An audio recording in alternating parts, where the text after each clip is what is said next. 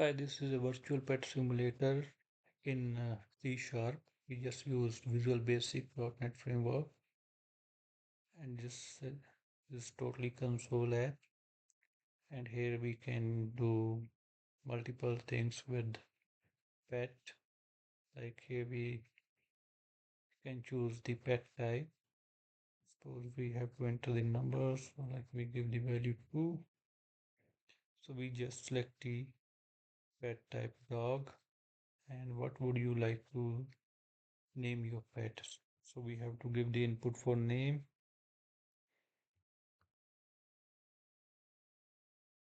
Okay, now it's give us welcome message and few options to feed the buddy, play with buddy, and let buddy rest, check buddy's status. So we just go through one by one. Like we have just put one. So here we fed the buddy.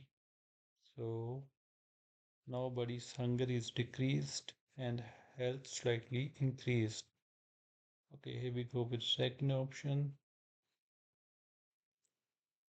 So you played with buddy, now buddy's happiness is increased, but hunger also slightly increased.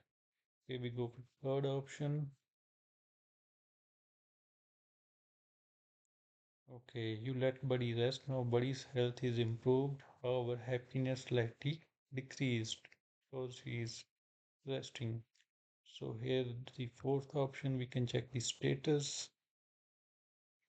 So here's the status. Hunger is 7, happiness is 3, and health is 5. And status shows like 1 to 10. Suppose if we put again 3. So here we give again buddy is resting, but now it's give us a warning message. Buddy is very hungry, health is deteriorated, and he is refusing to play. So if we check, so the hunger is increased, so it gives us a warning message like that. So if happiness is decreased, it gives us warning message too.